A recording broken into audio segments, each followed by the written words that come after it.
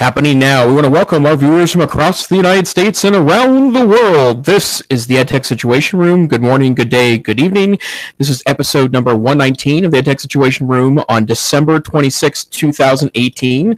My name is Jason Neifert. It's our final episode of the 2018 calendar year. My name is Jason Neifert, and I'm the Assistant Director and Curriculum Director of the Montana Digital Academy, the state virtual school located on the University of Montana campus here in fabulous Missoula, Montana. And joining me again this evening, Dr. Wes Fryer. Good evening, Wes. How are you on this day after Christmas holiday?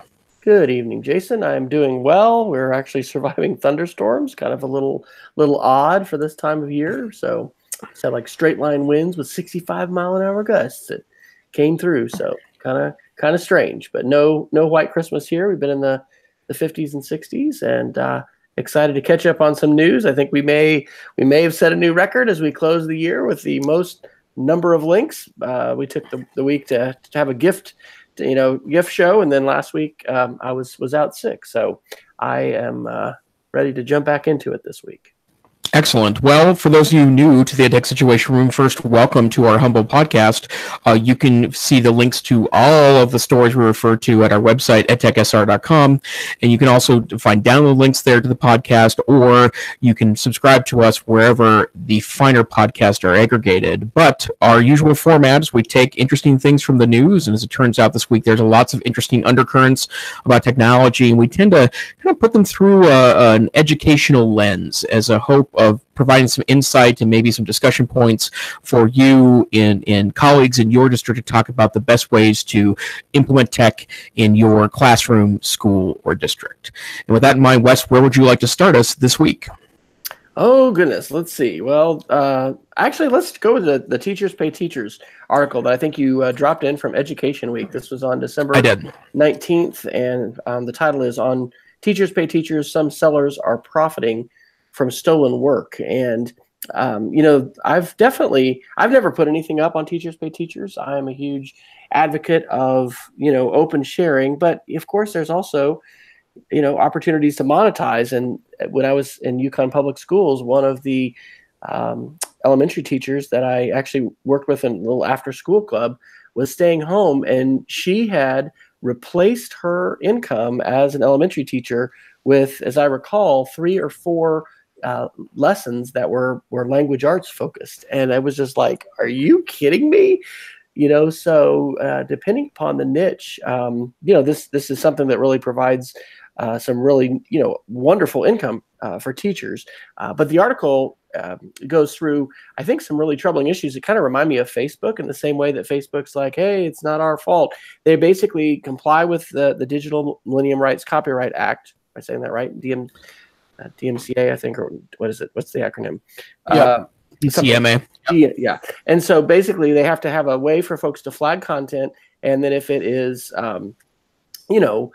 found to be infringing, then they have to be taking it down. But the problem is you have to police the site yourself, as one of the stories in the article details.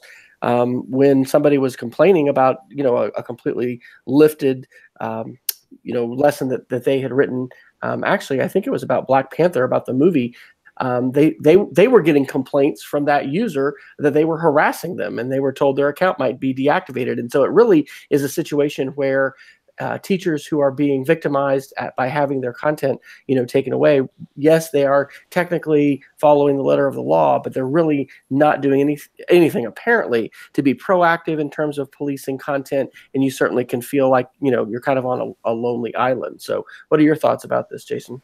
Well, I'm glad you did this first, and I think we may open up a bit of a can of worms here to discuss this. And I should make a full disclosure note that I'm actually working on a proof of concept right now of a channel to open up on Teachers Pay Teachers, a project with a couple teacher friends of mine to sell some resources that are developed particularly for this website. And one of the reasons why that I want to do that is in part because I think there's a real lack of what I think are professional quality secondary resources on Teacher Pay Teachers. I'm a consumer of Teachers Pay Teachers. We've actually used it a couple of times in context of my day job to look for activities that we could adapt to an all online environment. But also, I have a number of friends that also sell via this website, and there's no lack of websites and services and online classes you can take that will teach you how to profit on the Teachers Pay Teachers website, but it doesn't come without controversy. Wes, you mentioned that the notion that you usually give your stuff away, that's been your general strategy for 20 years. In fact, I got to know you 20 years ago as a blogger, before blogs were really a factor, because you were giving things away to do that. And that's been one criticism of the website. The copyright thing's really interesting, though, because a couple of my own experiences. The first one is that we've actually purchased full classes. And what I mean by classes is a full complement of resources that we're going to try to adapt to a particular project we were working on at Montana Digital Academy. And in consultation with a couple of our teachers, we decided to pull the trigger and purchase some of these resources. And we found that even things that are highly rated were extremely mixed bag in regards to quality. Some of them were really, really outstanding quality, and some of them were much less so. But one thing we did find to be consistently true is on about 80% of the sellers we worked with to try to identify resources, we spotted commercially copyrighted content that ended up inside of presentations and documents that were sold there. And I actually approached this past year at ISTE in Chicago, the Teachers Pay Teachers floor booth, talked to a few folks there, and they were very nice about it. And they said that that's something that they really rely on users to police. But of course, it's hard to know, if your rights have been violated, if it's behind in this case a paywall, because you have to pay for the resource to get that. And and it's an ethical quandary for me to receive that resource, know that it includes worksheets or images or activities from like a textbook manufacturer, and exactly how to respond to that, especially since I'm not the rights holder. But I think the thing that also struck me about this, and I'd like to hear more from you, Wes, on this notion, is that it goes back to the fact that I think most teachers really don't understand copyright. And it's always been the case in my mind that the copyright's been kind of a magical box that it's confusing, and it's confusing in both ways. I think some teachers underestimate what they can do with copyrighted material, and I think some teachers overestimate what they can do with copyrighted materials. I also think this is a factor of a decrease in access to library media specialists, who used to be the absolute expert of copyright in a building, and not all states are forcing schools to have library media specialists as part of an accredited staff in various districts and schools across the United States. So, Wes, I know you've actually taught on copyright issues. It's a workshop you've done professional development with copyright. What do you think the state of copyright is in 2018 with teachers? I don't know that we've moved forward a whole lot. I think you're correct that many of the folks who consider themselves to be, if not the gatekeepers of copyright in the building and in the district, certainly the educators on copyright, as the library media specialists, have either been removed or perhaps disenfranchised, or perhaps they've got a lot of other roles, or we really haven't moved the needle forward, I don't think. When I wrote Playing with Media in 2011, that section on copyright, I definitely would love to advance that to a next level, because helping people understand public domain, and then understand Creative Commons, and then understand what traditional copyright was, and specifically fair use, and as educational fair use plays into it, it's essential. I used to publish most of my presentations out onto SlideShare, and I think Richard Byrne actually put something out a while back from 2009. I think I have a Copyright 101, slideshow that I did actually up in the Portland Northwest area. And so I think that a lot of teachers that are in the classroom today have a greater need to understand copyright because of the ease with which we can access digital materials and the frequency with which we're utilizing digital materials in the classroom.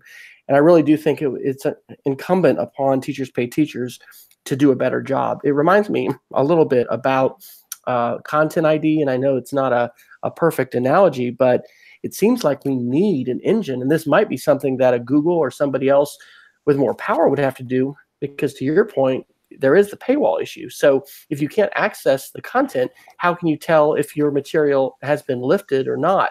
I know that what's the copyright service that a lot of folks pay for to pre-screen essays and things like that. Turnitin. Yes, thank you. Turnitin.com. That same kind of a format where basically, you could have, pardon me, my cough will probably return a few times during our show tonight, where you could have, somebody submit a resource, but then have it identify, is this on the open web anywhere? And then they could also take a look inside their database and basically have what YouTube has with their content ID, is a way that matches any kind of music that you put into a song. And then it aligns itself to the database of rights holders to say, hey, is it okay for people to republish things or not? And can they monetize it, et cetera, et cetera. This is not as neat a solution as that would be, because of the wide variety of content, and some of the examples in that article have to do with, drawn diagrams and things like that, and graphics and things like that. But I definitely believe that Teachers Pay Teachers has an obligation to advance the copyright needle with teachers, and then I do think that they should be working with other organizations to try and address this kind of an issue, because there is a remix, right? I was telling you before the show, we just went and saw the latest Spider-Man, and I'm not a huge Marvel comics guy or Spider-Man guy or whatever, but it was very, very creative. And I know that draws on the Marvel universe, but anyway, just the idea of taking concepts and ideas, and to what degree do you need to change them and transform them for them to truly be your own? The other thought that I have to this is maybe this is something I could take on with my wife, interestingly, because if you want to get to know more about something, a lot of times it's good to delve into it and to dabble in it. And to date, I have not, ever done that before with Teachers Pay Teachers. So I was thinking about Fortnite in the same kind of context a little bit. I need to get into that and play in that environment a little bit, because I'm ended up fielding questions from parents and things like that about digital citizenship and screen time and things like that. And in order to be knowledgeable about it, we sometimes we need to be in that environment. So it sounds like something that would be good to delve into, and perhaps I'll include a tweet to Teachers Pay Teachers for the show, since we're spending a bit of time discussing this, and it'll be interesting to see if they have any initiatives that are going on and any kind of response to this, because I certainly think it's going to be an enduring issue. This isn't something that's going away. Teachers are going to continue to create content and to remix content, but ideally we're going to be doing that in a respectful way, that if folks have, for instance, as one of the people in that article, you release something free, but you put a Creative Commons non-commercial license out there, then that means people cannot take that content and go monetize it. But to what degree, it doesn't need to be remixed before it becomes, an original work. It's a very fuzzy continuum, I think. So I don't see any easy answers. Sure, and I would agree totally there. And by the way, if anyone has any experience either as a buyer or seller on Teachers Pay Teachers, I know from talking to teacher friends of mine that it's a very popular website for those that are looking to find easy to implement lessons that are a lot of times very thoughtfully created, ignoring for a moment the ones that are I guess, for lack of a better way of putting it, have been scammed from someone else. That's we'd like to hear from you if you're buying or selling from that. Contact us via Twitter. EdTech SR is our Twitter handle. Back channel us. Have us add you to back channel. We'd love to hear more about this, because I think this is an interesting phenomenon. I noted this under the notion of a teacherpreneur, because I've heard that term tossed around a lot in the last decade or so, and I've seen a couple of people that are kind of selling services to teach you how to make money on Teachers Pay Teachers, and I think a lot of people have done that successfully. But if you're looking just to make money and you want to tweak the system, there are probably a lot of reasons why things are not ideal. So if you're a user of that, either buyer or seller, we'd love to hear from you and know more about that. So Wes, let's go ahead and while we're on the subject, because it's related to that, YouTube is in the news for unfortunate reasons in the last couple of weeks, and this is kind of after I've personally had a bit of a renaissance with YouTube in the last 6 months or so, because I started finding some channels, some interesting niche channels on YouTube that have been very entertaining, things that would never ever make it into broadcast in a traditional model, and it's content that's interesting and engaging. Everything from people who refurbish ancient tools to those that are doing reviews on, in some cases, 3 or 4 decade old MREs to see if they've held up. Amusements, if it maybe is a way of putting it, but YouTube has gotten itself into a bit of trouble in the last couple of weeks. The first one is that this one I don't really understand, because it seems like it can't possibly be true, but apparently recently, like in the last couple of days, December 23rd, YouTube released a video, like it tweeted this over social media and put it under their channel. The video, in essence, was like they took someone else's video, like it was a Christmas related video that featured some red and white dominoes, and they republished the video and didn't credit the original author, and the original author spotted that, and I guess I don't know how to put it other than they just reposted themselves without giving credit to the original author. The original author spotted it, demanded credit, and they finally, put a correction tweet up. But completely bizarre that YouTube, of all people, would steal a video like that and then republish it without any way, shape, or form. Kind of giving it, credibility of those pieces. So I guess, Wes, did you happen to see this video spam that went out earlier this week? I had not, until I read the article that when you had put it up here. It's a great catalyst article for a discussion about intellectual property and attribution with students, after the holiday. And I think that, maybe somebody going to be fired over this. This is an egregious violation of fundamental community guidelines, and not just community guidelines. These are copyright laws, but it's also community guidelines as far as attribution. It's a huge faux pas. So attribution matters, as the article points out. It also matters financially to creators that are in some cases making their living on YouTube. And so it was just another bad news item in a series of negative news items that I think that article that you put about the Verge 2018 tech report card on Google, kind of lists as far as the number of folks that are upset at Google and not happy. And they definitely need to keep their creators happy. Absolutely so, and that inspires the other article. There was a YouTube Rewind video released earlier this month, like it's like the 12th or 13th of December, and as it turns out, it's become the most disliked YouTube video in history. There was previously a 2010 video by Justin Bieber that received 10 million thumbs down or 10 million dislikes, and this video is now, I think, like at 15 million dislikes, and it essentially was a pretty polished video that was a kitschy, like year in review, and featured a couple of dozen of the kind of YouTube stars that have millions of subscribers and video views at a time, including a couple of channels that I sometimes frequent. But the whole notion that YouTube seems to be maybe getting sucked into the broader technology correction we've talked about, the stuff last year with PewDiePie, and his dissatisfaction with the platform, and also he had done some things himself that called into question this notion of unfiltered video access and doing things for stars. We've talked in the past on the podcast about YouTube celebrities that have, in the pursuit of interesting videos for particularly younger viewers, have risked or actually sacrificed their lives for interesting pieces. And it seems to me now that YouTube may be getting sucked up into this kind of massive technology correction that we've been talking about here since the Facebook stuff went down after the 2016 election.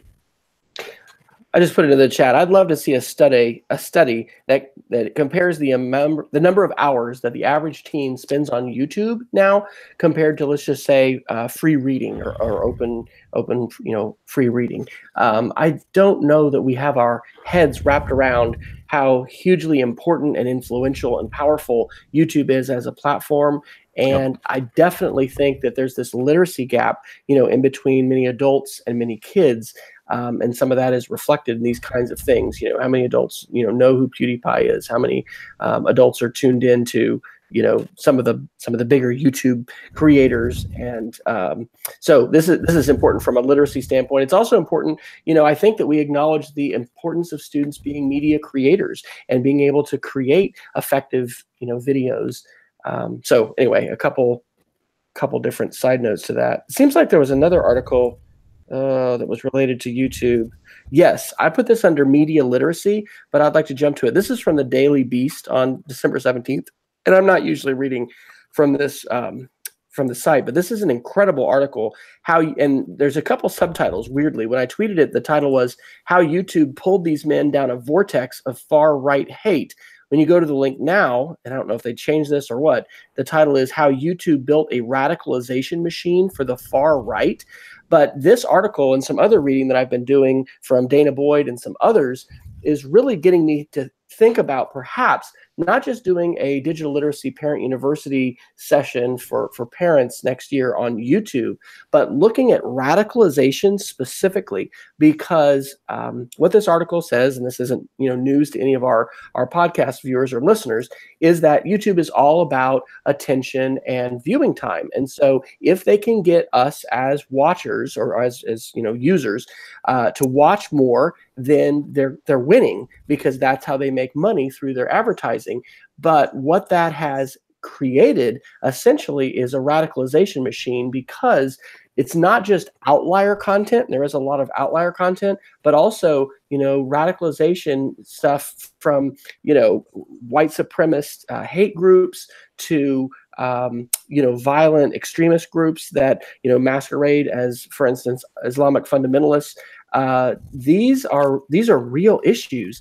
And there's another article, I don't think I have it in this one, but the U.S. government has a campaign to try to deal with these kinds of issues. The article, which I'll try to find and drop into the show notes, basically says they need to redefine their language, because the kinds of terms and sort of academic lingo that they throw around, nobody knows what the heck they're talking about. But it's really important, and it goes to the heart of, what's happened in Syria and Iraq. And I think we mentioned on the podcast before this amazing podcast series called Caliphate.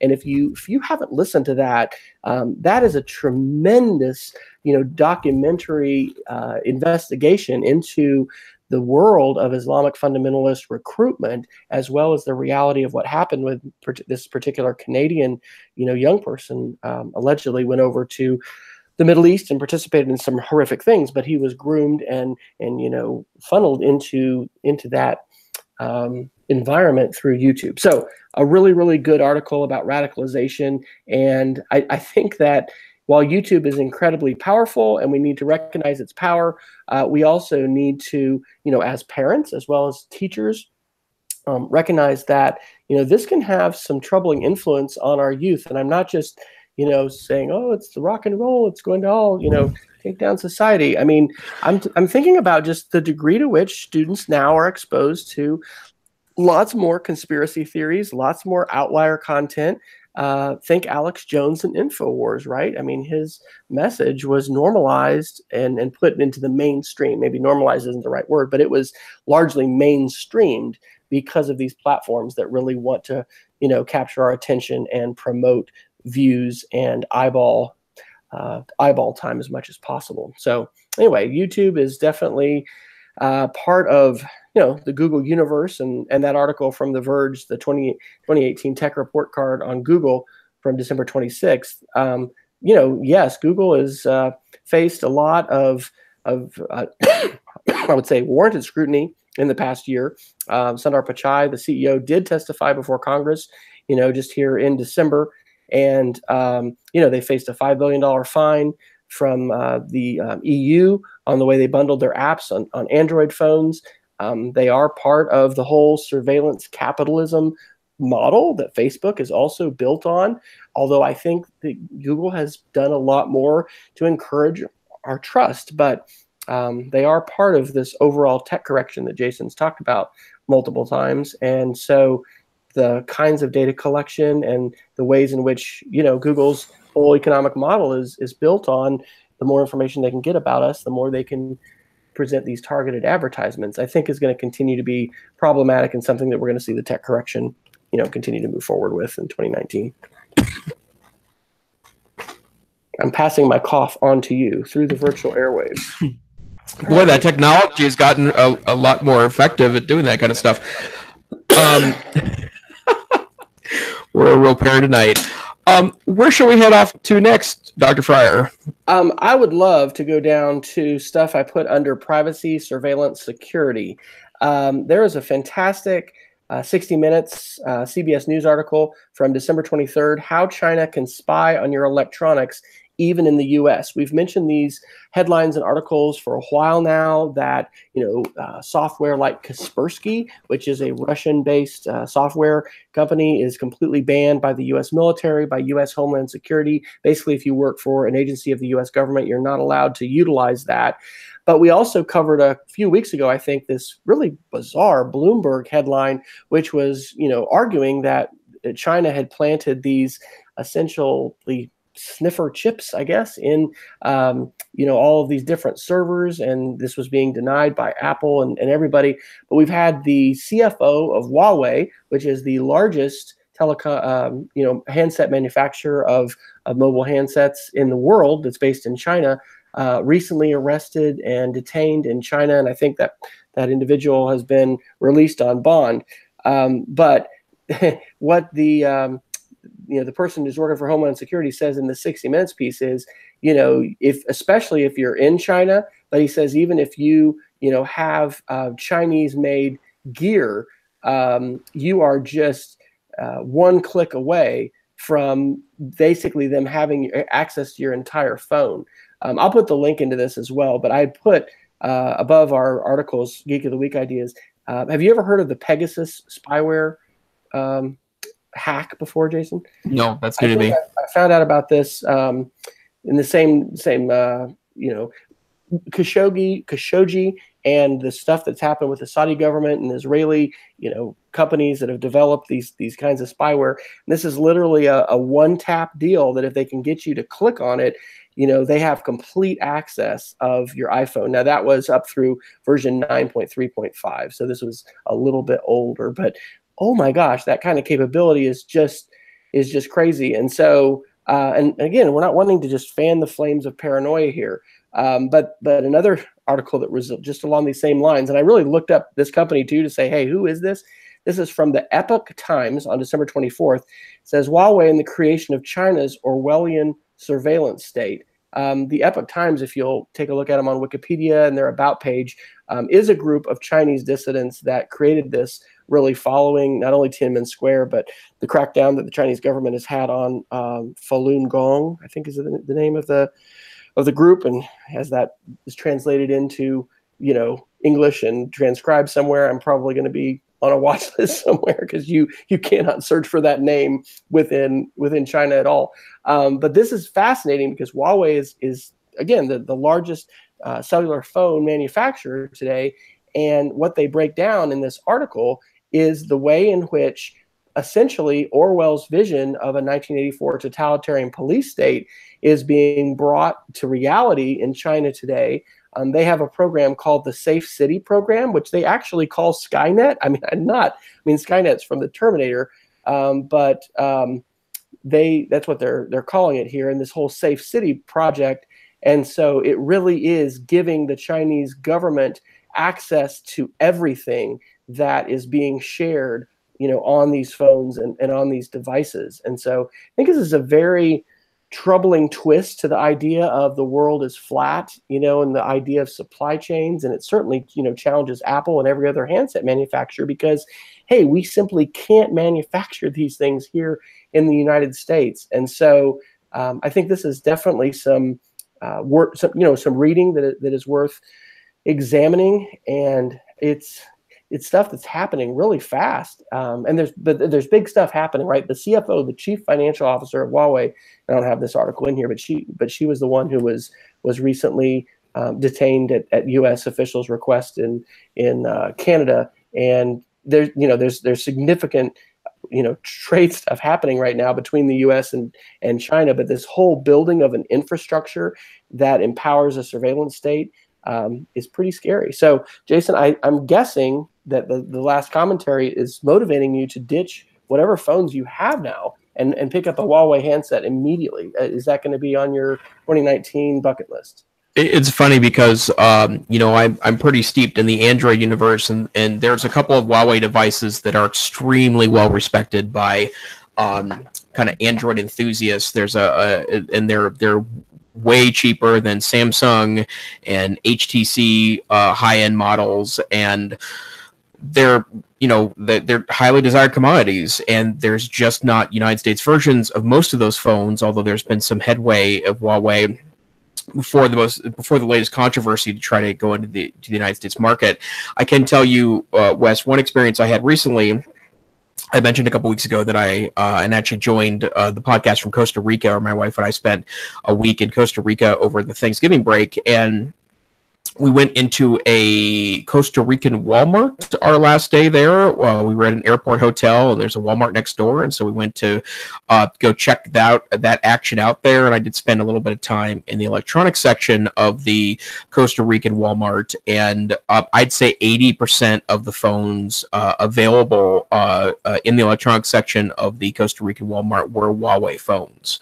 And they were very reasonably priced, and based on the statistics of what was available, they were pretty impressive and extremely well done from a hardware standpoint, ignoring the fact if they could be weapons of intrigue or weapons of kind of state action. But yeah, so that's a definitely interesting perspective. And if Huawei was available in the United States, the most recent controversies notwithstanding, I think I'd probably be a Huawei customer. Yeah, well, it's important when the United States government, when U.S. government officials, are making announcements. I remember when James Comey was still our FBI director, and he told the world, yeah, it's a pretty good idea to cover up your webcam when you're not using it because it's so easy for it to be hacked. I mean, that is really, I think, still seen as kind of an outlier. What? I mean, we have more teachers that are putting stickers over their webcams. But anyway, these things aren't just folks. Things for the tinfoil hat crowd, let's say. They're big issues, and it's going to be incredibly interesting to see how this continues to develop, especially with regard to supply chains and the ways in which companies like Apple, as well as others, are manufacturing their devices. And are we going to be able to have confidence that our devices are not going to be easily hackable or part of a surveillance monitoring? But hey, but that was what Edward Snowden showed us, right? Like most all of our data was being sucked into the giant pipes that AT&T was providing to the federal government. So I don't know. Maybe we all just can be ignorant and not worry about it. Maybe it's just not a big deal. Privacy, who needs it? Yeah, absolutely. That for real. All right. Let's do a couple of other articles under that privacy piece. This is the two-factor authentication article.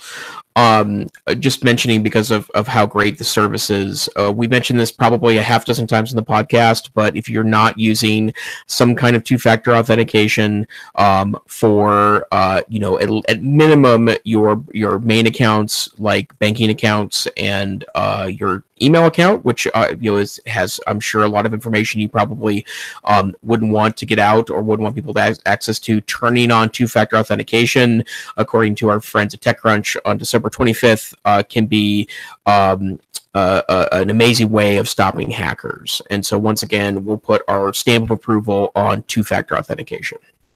And the thing that's also great about that TechCrunch article is it basically two-factor or multi-factor authentication isn't just a binary yes, no. There's actually 4 different levels that you can take it to. And I like how this article breaks that down. This most simple but also least secure way to do that is just through a text message code. Now that is what we have, encouraged our teachers to start with.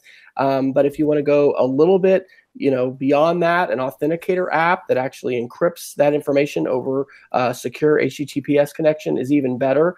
A biometric, which allows you to do something with a fingerprint, or now that we've got facial ID and those kinds of things, that can step it up another notch. But then the top level, and this is the one that Google has gone to, and reportedly Google has not had any account compromises since they mandated this for all their staff, is to use a physical security key. And so this is a USB generally device that you're going to plug in. I have used one of those as an option. The article mentions that when you go to a USB key, generally your other options are turned off. And so you really need to have 2 of those and make darn sure that you don't lose both of them. The way I've used it, it's actually another choice. And so I could still, use my SMS or use my authenticator app. But, even in the cases of political candidates running for office that aren't, running for president or something, hacks and folks trying to get a hold of, I guess, especially if you're doing anything federal, maybe not as much for local officials, but who's going to be targeted? That's the question. Would you be subject to a targeted attack? And if we think about just how vital, the keys are to, for instance, our Google account or, any other kind of account that we're using for multiple things because we're registering for services, et cetera, it's really, really important. So would just echo what Jason said and say that if you have not encouraged those in your life over the holidays that you may be still, spending time with or staying with to think about security, that's a really wise thing to encourage them to do, along with, of course, use a password manager so that passwords can be different on different websites. Okay, let's go maybe in a slightly different direction. I've put this under media literacy this week, and I think we've actually talked about some of the Instagram stuff, in episodes past the podcast. But I saw 2 articles in the last week that had an interesting kind of juxtaposition that I want to talk about for a moment. The first one is the notion of paid sponsorships on Instagram. And there's a great article from our friends at Wired on November 18th that talks about the extraordinary amount of money that's being offered to influencers, is the term that you'll find tossed around a lot of these paid sponsorship articles. But basically, it's easy to pick on like a Kardashian here for this, who a lot of times, a good percentage of their content is paid sponsorship content. But this article talks a little bit about the extraordinary amount of money that can be part of this process. And because Instagram is a kind of a limited channel, right? Like there's only images available, and it's actually not that easy to share things like a web link on Instagram. It's possible, but you have to kind of jump through some hoops to do that. The idea of a lot of money being offered to folks there for kind of demonstrating or showing their products is absolutely part of the process. But that's not news. Lots of money, middle, upper 5 figures is not uncommon for a celebrity that has 100,000, 200,000, million followers to use a product as part of that. And according to the Federal Trade Commission, they should be telling you that that's a sponsored post, right? That's a part of the shtick there, is that you are supposed to, widely and easily announce when that process is happening. But the interesting juxtaposition that I found is that there's apparently now a trend, and this is from The Atlantic, where upcoming Instagram stars are basically fakely sponsoring things, including real things or not.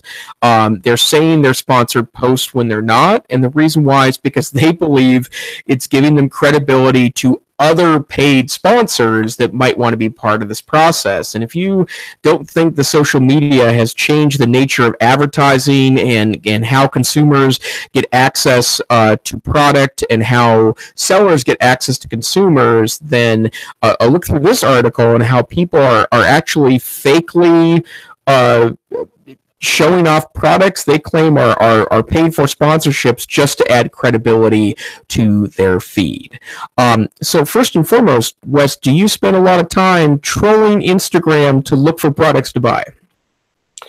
No, I don't. I'll admit, and hopefully saying this out loud doesn't make it, blow up my advertising. There's a really cool light bulb that looks like a torch, basically. That is the one thing I found on Instagram ads, and I'm like, okay, and I think I actually clicked on it. I mean, I'm just so wary of that, right? Because click on one thing, you're going to see it forever, unless somehow you've electronically, via Amazon or whatever, informed the data overlords that, hey, you bought this. No, I haven't. I've definitely worked with disclosure policies. You mentioned, early blogging. I mean, that was something that I think we were talking about in the, late 2000s quite a bit, as far as a disclosure policy that you needed on your blog. And if you were doing, some kind of promotion or whatever, I mean, you needed to be fully transparent and let people know, even if you were going to put affiliate links in. So I will say that I think platforms like Instagram and Facebook could certainly facilitate this a little more by, having some kind of visible button and allowing folks to more readily see, when a product placement is being done. And similar to Teachers Pay Teachers, we talk about, educating about copyright. They definitely have an obligation to, comply with this. This is the law, right? I mean, this isn't an optional thing that you're supposed to, be able to hide.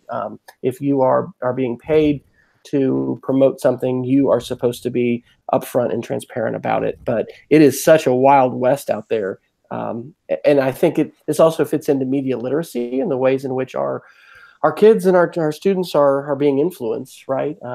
How many different purchases for the holiday season came directly from a YouTuber who was talking about a particular product. I'm sure if we did a informal survey at our house, we'd find, there were a fair number of things that were ordered on the basis of YouTuber promotions.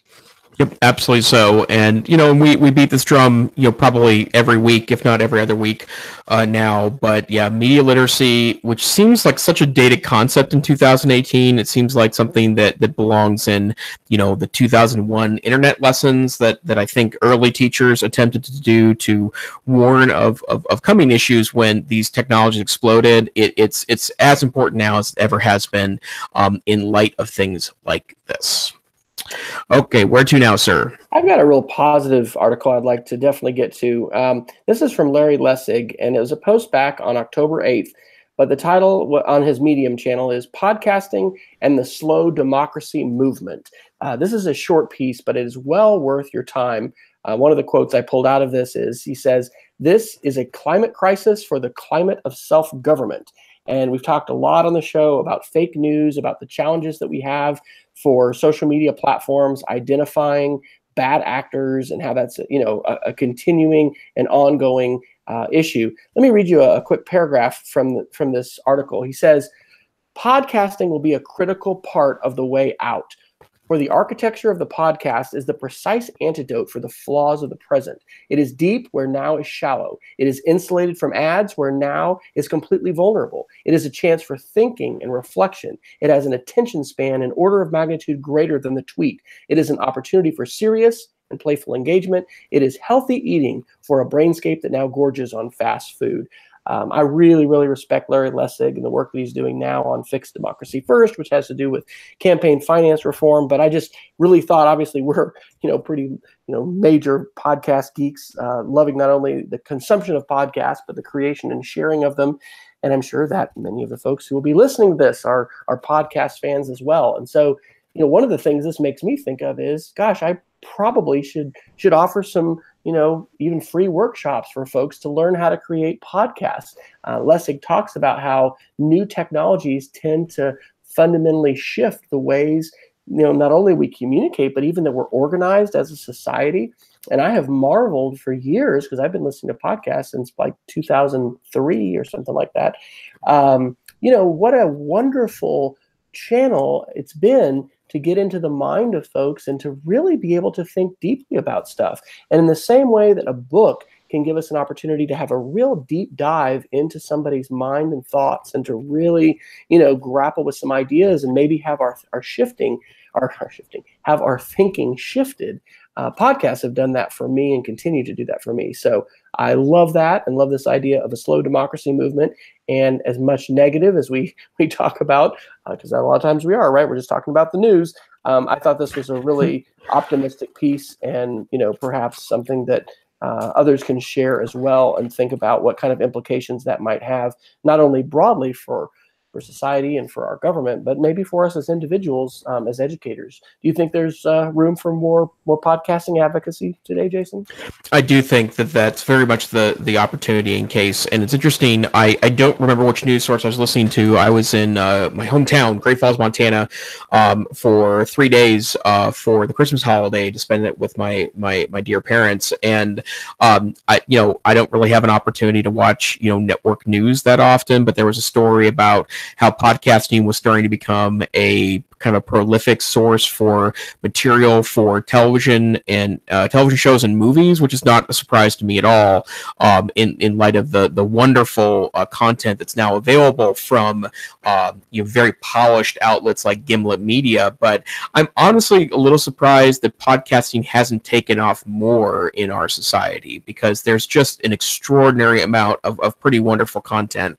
I honestly thought after I had finished my terminal degree last May that I actually would quadruple the amount of time that I had to listen and consume podcasts. That has not been the case, unfortunately. It's funny how that works, that you think you have all sorts of free time, you don't ultimately. But the thing that's been really interesting to me is there are, I would say that and I have a relatively narrow set of kind of nerdy interests. There's 50 professionally produced podcasts. I'm not talking about things that are a little lower key, like the EdTech Situation Room. I'm talking about major media outlets that put together extraordinary and compelling content, plus upstart media outlets, which are starting to also become pretty interesting providers of content. I think there's a lot of room here more for growth, and I also think it's pretty amazing, because I mean, if you need any other evidence that you can have an easy worldwide audience, remember that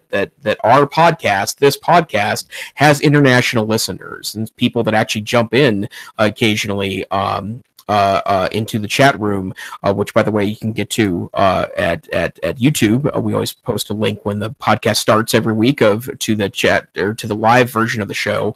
But we can interact in that way, and the fact that we can do it with relatively little equipment or knowledge or background is a sign that it can be a very democratizing technology. And a thought that I have with this, I mean, the last couple of years, I guess we've done, an end of year show, which I guess we could still throw something together if we wanted to. But podcasting for me changed on the consumption side quite a bit in 2018 because of my smart assistant, the Google Assistant that I have, and the ability to be able to, just like I did tonight, getting dinner ready, say, hey, G, play the latest episode of such and such, and then having it stop and pause, and also being able to continue it on a different speaker in my house or on my iPhone using the Google Assistant. I mean, that is really powerful. And so if anybody out there listening is a developer or knows developers or wants to, think about things that will really move us forward in terms of this, perhaps, slow democracy movement, and just the ways in which podcasting can serve a very constructive role in helping us think deeply about ideas. The ease with which we can, a word is I like frictionless. So the degree to which sharing ideas that are in a podcast can become more frictionless. In other words, I listen to something I like in a podcast, and I can say to my smart assistant, hey, G, capture that link, and send that to my phone, or, being able to share those sorts of things. I think that is incredibly powerful. And I just had an experience here in the last week, actually on Facebook, where I had written something political, which I usually don't do. And right away it triggered some, pretty heated responses. And I ended up deleting it because I just said, I don't really want to, have this kind of a conversation, here on my Facebook channel. But then that, caused a whole lot of other real feedback, and I wrote a blog post about it. And what was wonderful was how different folks that were incredibly diverse, like one of my favorite teachers of all time from high school was one of the ones who, was giving me feedback and from, people I went to college with, to folks I teach with now, to, other people I connect with via technology. I mean, wow, that was a powerful experience. And being able to have a relatively deep conversation with a group of folks far flung, mainly in the United States, maybe perhaps all of them in the United States, it was really powerful. So anyway, I think podcasting has great potential, and I'm excited to see where this continues to grow, because like you, Jason, I, would have hoped that podcasting could take off to a greater extent. It still remains a pretty niche, category of media consumption. But I take heart from what Dr. Lessig, had to say about it. And it makes me think, how can we continue to invest in the platform and also develop the capacity of others to not only consume and take in podcasts, but be able to create them, especially about local issues and local content? Because as we continue to see the demise of local journalism and local media, that is another gap that needs to have folks step into. It's not, again, completely ad driven and revenue driven in that respect. Yep, absolutely so. And the other piece of it too is that there are voices that don't have access to the mainstream media that are using things like podcasting and blogging to have a louder voice. And that obviously has been, something that's opened up other doors of other avenues of influence that may be undesirable. But let's be careful in the technology correction that we don't limit the positive power of what the internet can do to help amplify voices that otherwise don't have a say in the mainstream media. And I'm the first to admit that, I regret in some cases, what, for example, the internet has done for things like mainstream news media, right? Like their rush to give the content away 20 years ago has really decreased the value of journalism. And there's been no better time in history for having trained professional journalists working on behalf of the people in the United States. But in the correction, let's not overcorrect to where we decrease the power of one person's voice. I think that's an incredibly important part of what we are doing. I think in education, teaching people that they can have a voice even if the mainstream channels don't offer them an opportunity to use it. Here's a couple quick hit space articles. Love, space news like this. So this is Wired on December 22nd. Space photos of the week. Juno spies Jupiter's mesmerizing clouds. These are unbelievable, just incredible photographs.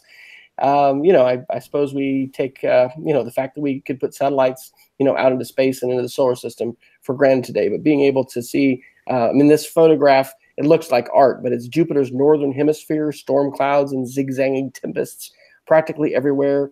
Darker clouds are deeper in the atmosphere. Lighter ones are higher up. It's just unbelievable to be able to have, that kind of access. Of course, we also watched The Martian as a family recently. That probably also has me more motivated thinking about space things. But one positive article, or I think it's positive as far as China, this is from December 23rd, and this is from PBS. With first ever landing on Moon's far side, China enters Luna Incognita. And I'll say that reading this article actually led me to some Google searches. And a question that I'd wondered for a while was, can't we see, talking about outlier, extremist conspiracy theory and those that say the moon landings never happened. Can we not see the flags or the rovers or the equipment that we left on the moon? And so this article is talking about how we're expecting China to be landing soon on the far side of the moon with a robot. And then they're also, before long, we don't have their, whole schedule of milestones. They're going to land human beings on the moon and become the third, the second country. Sorry, the United States is the only country at this point to have landed human beings on the moon. But it ended up leading me down a bit of a rabbit hole. There's a whole, lunar mission. I think it launched in like 2009 or something. But it takes all these real high resolution photos of the moon. And so yes, it has actually photographed what we believe to be are the flags and capturing the shadows of several of the Apollo missions. Apollo 11 looks like the flag is down. In fact, I think when they blasted off, they said the exhaust of the aircraft or the spacecraft, knocked it down. But you can see these tracks of where the rovers went and all this stuff. And so anyway, it's just, if you're a space geek, it's that's good stuff. And it's pretty interesting to see, what China is up to and where they're going to go. Well, Wes, we're near the top of the hour. I want you to talk about one other thing before we go to the Geeks of the Week. Why don't you talk a little bit about Scratch?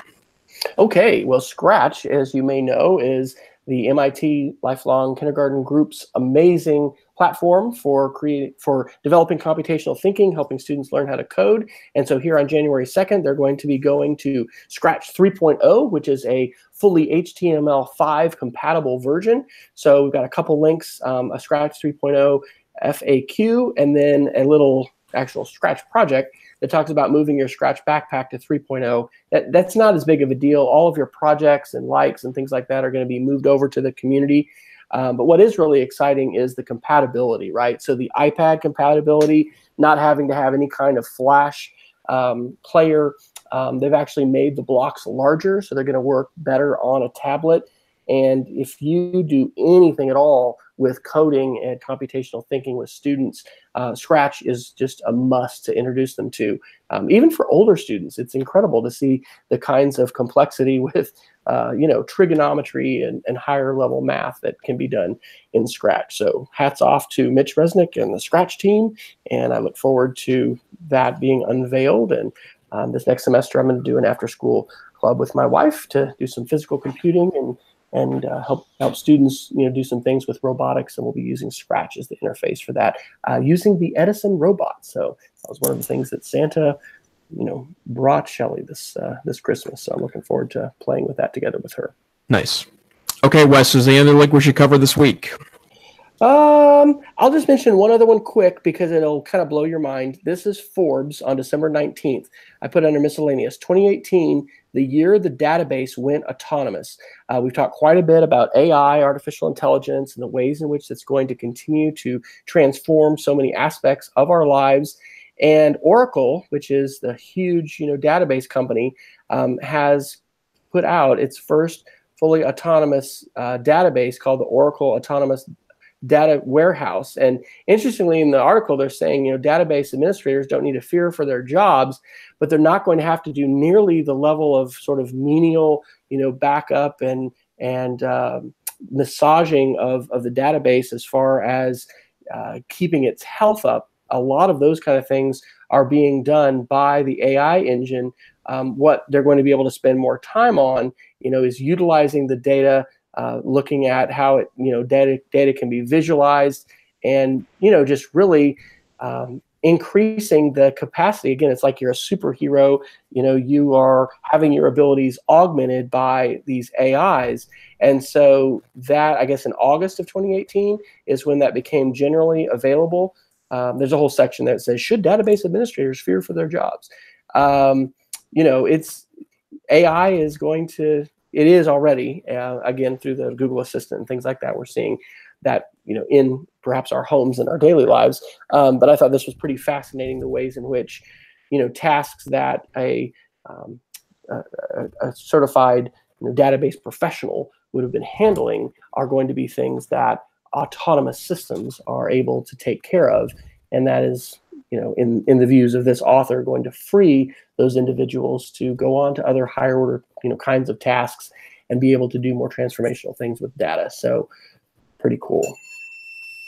Okay, great. And I want to point out one other article we could probably talk about maybe sometime in the future, but Wes earlier mentioned the notion of keeping up with the kids in regards to their preferred ways to communicate. But great article from The Verge on December 21st that says that Fortnite, the game Fortnite, has ended up becoming one of the most important social networks of 2018, that even though in almost all age groups there's a vast pushback in social networking and the idea of connecting via that, and that's obviously part of the anti-Facebook, and then to a lesser extent, and it was a great article that we'll push to next time that shows some statistics from 2018 that suggest that there's been a vast pushback from platforms like Snapchat and Facebook, all part of what we've referred to here as the technology correction. But despite that, Fortnite has grown in popularity, and there is a very big social component to it. I know that from my own experiences when we had an 18-year-old 7-year-old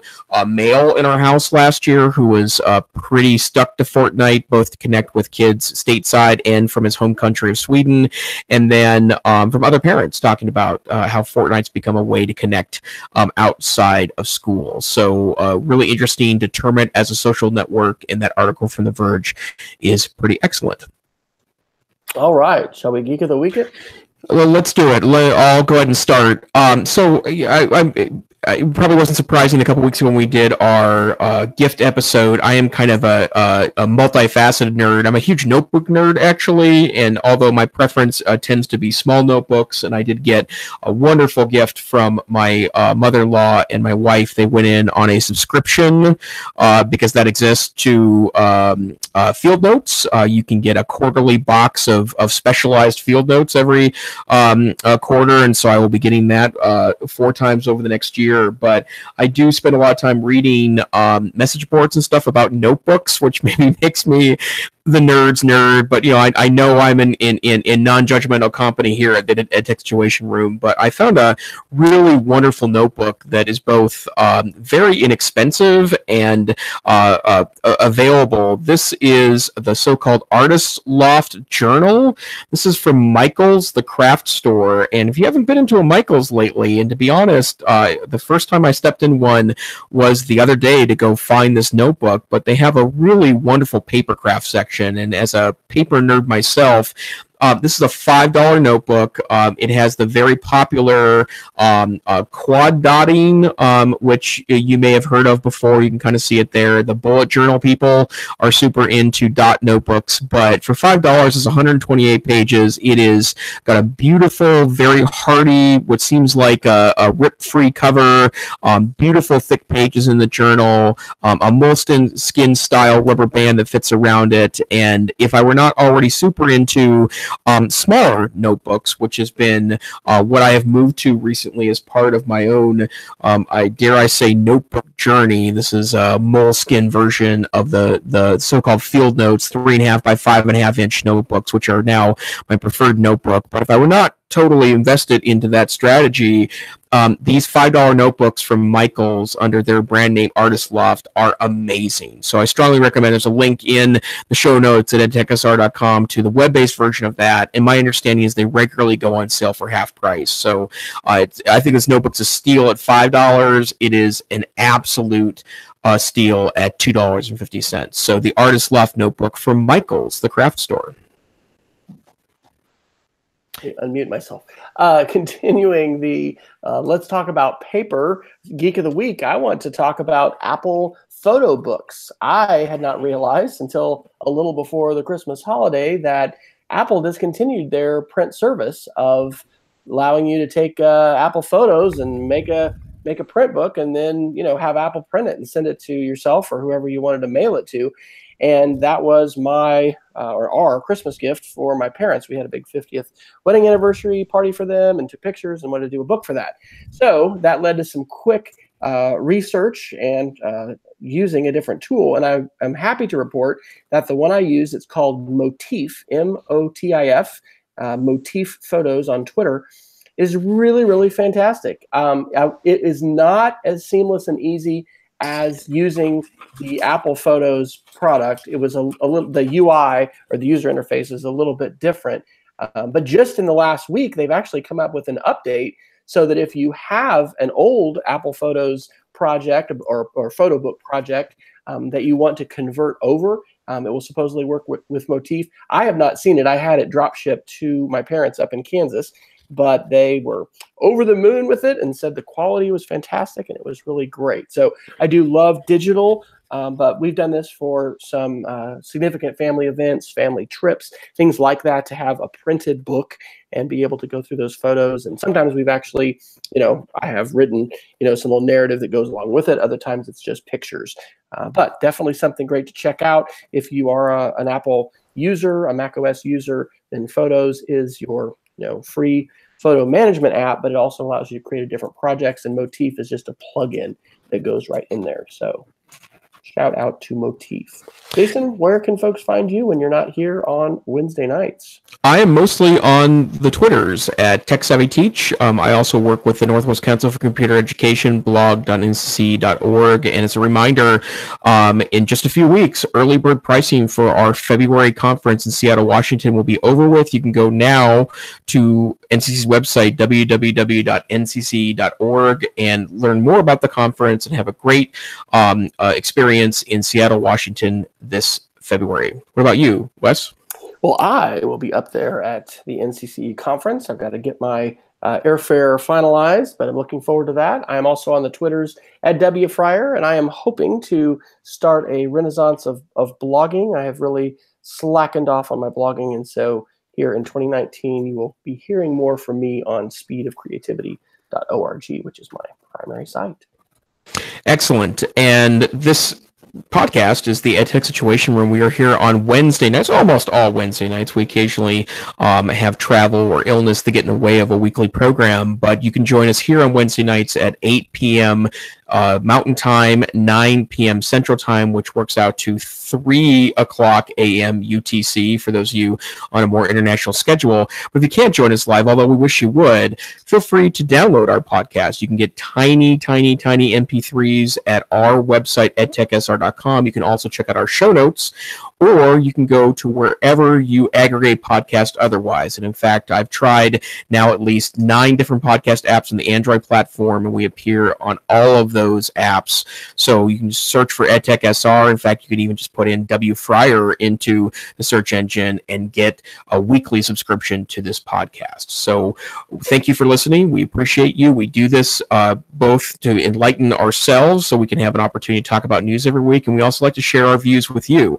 Feel free to find us on Twitter at techsr.com. We love feedback via that medium, or you can also go to our website at techsr.com and find out more about connecting with us. And we hope to see you or hear you on a future podcast episode.